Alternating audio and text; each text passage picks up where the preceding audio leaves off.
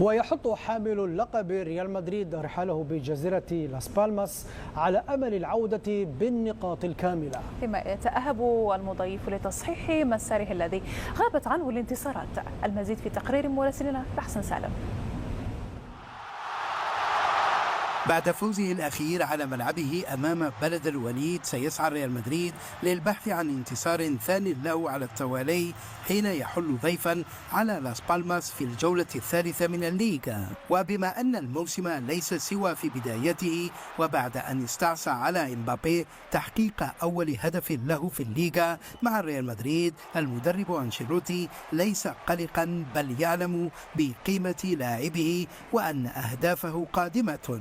مبابي في تطور متواصل وأراه أفضل من يوم لآخر، وهو متفائل ومتحمس وله رغبات جامحة ويتدرب جيدا، وهو متواضع للغاية وأصبح يتأقلم جيدا.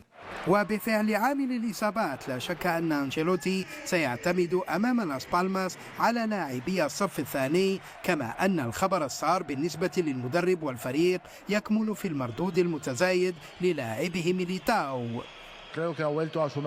في رأيي ميليتاو عاد إلى مستواه، ربما يحتاج لشيء ما، ولكنه يثبت استمرارية في الأداء وصلابة في الدفاع، ولديه تمريرات طويلة في منتهى الدقة وهو يساعدنا بذلك. المواجهة أمام لاس بالماس يخوضها ريال مدريد بمن حضر من لاعبين، ولا يستبعد القيام بتغييرات جديدة على تشكيلة الفريق الأساسية التي واجه بها بلد الوليد، والمدرب يعرف أهمية وصعوبة هذه المباراة أمام فريق حرم من الانتصارات. هذه ستكون مباراة شديدة التنافس كالعادة، وفي نظري الليغا تتميز حاليا بمباريات شديدة التنافس، ولاس بالماس يريد اللعب بشكل جيد، ولذا ستكون مباراة صعبة.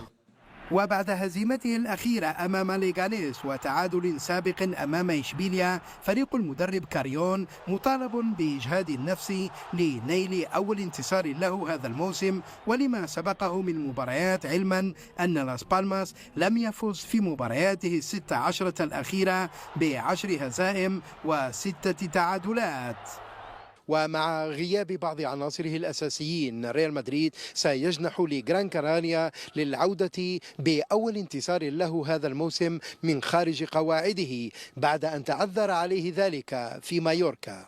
حسن سالم، بإن سبورتس، من داخل المدينة الرياضية لريال مدريد بفالديبيباس.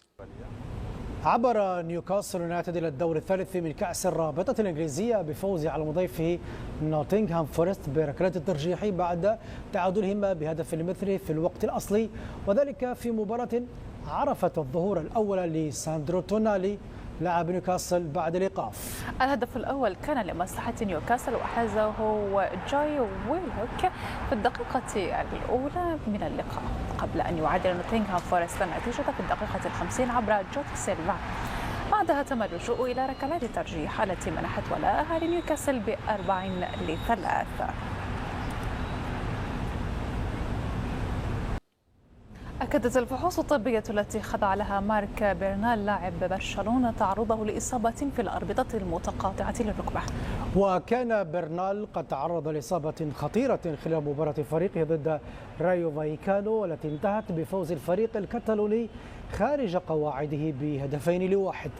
وسيغيب اللاعب عن صفوف برشلونة بسبب خضوعه لعملية جراحية، وستعتمد عودته للملاعب على مدى سرعة تعافيه من الإصابة.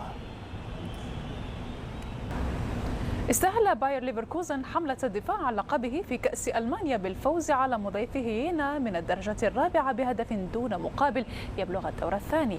يوناس هوفمان تمكن من تسجيل هدف في المباراة الوحيد لصالح بطل ألمانيا، وذلك عند الدقيقة 52 لينجح رجال المدرب جابي ألونسو في العبور إلى ثاني أدوار المسابقة. نعم بالتأكيد علينا أن نقاتل حتى النهاية، وقد بذل فريق يينا قصارى جهده. لقد حاول حتى النهاية ولم يكن الأمر سهلا، ربما أتيحت لنا فرص لتسجيل الهدف الثاني، ولكن الفضل يعود إلى فريق يينا أيضا. لقد قدم أداء جيدا حقا، وكان الأمر صعبا للغاية بالنسبة لنا.